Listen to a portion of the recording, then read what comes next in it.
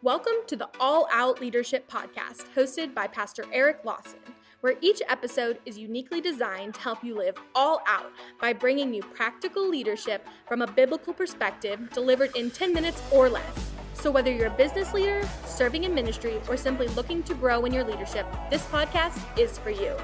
Before we dive into this week's topic, make sure to subscribe to the podcast and download the show notes at ericlawson.com/podcast. And while you're at it, feel free to share the content on social media. Now, let's join Pastor Eric for this week's conversation. Okay, we've looked at 3 lessons on how Jesus dealt with the disease of FOMO. Now we're going to wrap this up by looking at how we should deal with our FOMO. Okay, we looked at Jesus' leadership style. Now we're going to really look at how do we respond when we don't know certain things. This is going to be helpful for all of us. Matthew chapter 17, verse 24, after Jesus and his disciples arrived in Capernaum, the collectors of the 2 drachma temple tax came to Peter and asked, "Doesn't your teacher pay the temple tax?" "Why, yes, he does," replied Peter.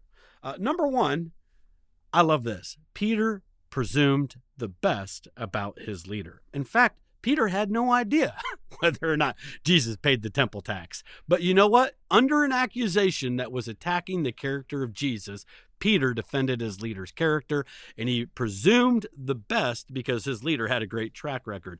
You know what? There's going to be gaps between times when you're not sure, and what you can do is you can either fill that gap about your leader with fear, or you can fill it with faith. You can fill it with fear, or you can fill it with faith. So Peter comes into the house right after this, and we read, when Peter came into the house, Jesus was the first to speak. "What do you think, Simon?" he asked. "From whom do the kings of the earth collect duty and taxes? From their own children or from others?" And then Jesus goes on and goes, look, so we don't offend them, go out and fish, and in the fish's mouth is a coin. Go ahead and pay the temple tax, lest we offend them. I love that about Jesus. He never needlessly offended people, but he was never afraid to offend people for the right reasons. Same Jesus who said, let's not offend them, go fish, get a coin, pay the tax, was the same Jesus who made a whip, went into the temple, and overturned tables because he removed the things that were offending his Father. So there is a right time to be on the offense. But what Peter did here is a really great picture for all of us. He assumed the best about Jesus. Look, there are times you don't have all the facts, you don't have all the information. Why don't you give your leader the benefit of the doubt? Why don't you assume the best about them? When there's that space, when there's that gap, are you going to fill it with fear? Or are you going to fill it with faith? Are you going to, my leader, and if they really cared about me, they would. And the devil gets in there in that little gap, and he plants seeds of doubt and seeds of discouragement, seeds of division.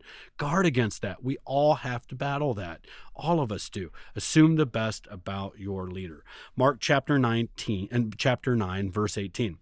And so we're jumping back to the story when the disciples were trying to cast out the devil out of that demon-possessed child and the father situation. Whenever it sees him, it throws him to the ground. He foams at the mouth, gnashes his teeth, and becomes rigid. "I asked your disciples to drive out the spirit, but they could not." And so then what we see is in Mark 9:28, after Jesus had gone indoors, his disciples asked him privately, "Why could we not drive it out?" They didn't go, "Hey, Jesus, man, it's not fair. You, Peter, and James are up on the mountain. We're down here doing all the work. What's up with that?" They did ask the right question. They just said, "Hey, what could we do better? We didn't succeed. We weren't reaching our goal. What could we be doing better?" Number 2, you know what they did? They processed up with Jesus. Look, when you're dealing with something, there's something you can't do well, you're struggling, you process up. They didn't go to one another, "Man, can you believe Jesus? He left us down here." We don't see that where they're complaining about Jesus, or they're even complaining about the crowd. They just simply went to Jesus and dealt with what they could control, and that was themselves. Hey, why couldn't we do it? What do we need to be better? What do we need to learn? Teach us, Jesus. And when you go to other people and you process your problem, you process about your boss, you process about another staff member, you're processing about another department, another church member, what happens is you're really participating in what unfortunately has become the legal sport inside of Christianity, which is gossip. That's the one legal sport somehow in Christianity, because it's not gossip. We call it prayer requests, or we call it, "Could you help me? I need some perspective." Well, if you want perspective, go to the person which is process up with that person. Go directly to that person, and we hear that over and over inside of Scripture. And thirdly, process privately. They went to Jesus privately. They didn't process in public in a way that might have made them look bad or in a way that made Jesus look bad or cast doubt on their team. They went privately and had those private conversations. I have never been offended when a staff member of any level of organization has just said, hey, I need help. There's something I don't understand. I can't get over something. I'm stuck. Give me some clarity.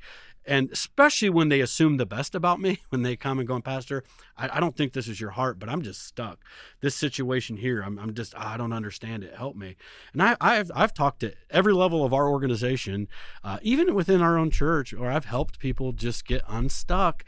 And what we have found is a lot of times by them coming, it was really just a misunderstanding. There were facts that they didn't know that when I gave it to them, it was like, oh, that makes sense. I get it now. And you know what? Sometimes there were facts I didn't have, things I didn't know, and it helped me get perspective. And I'm like, oh, well, you know what? Thank you for bringing that to me. I didn't understand how that came across, or you know what? That's a blind spot there. We need to fix that, or I need to fix that. And so it helped me. And so it helps the whole team when you process in private with the right people. So it's our responsibility to deal with our FOMO. Your leader can't change your heart. It's your responsibility to manage your heart. In fact, Proverbs tells us, above all else, guard your heart. It did not say, above all else, be informed. Above all else, have all the facts. Above all else, know all the stuff. It just says, above all else, guard your heart, for out of it flow all the issues of life. Thank you for joining us on the All Out Leadership Podcast. We hope you gained new biblical insight that challenged you to grow in your leadership. If you've enjoyed this week's episode, we would love your help in getting the content out farther. You can help by subscribing to the podcast at ericlawson.com/podcast and telling others about it. Next week, Pastor Eric will be back with another episode. So until then, we hope you have a great week being an all-out leader.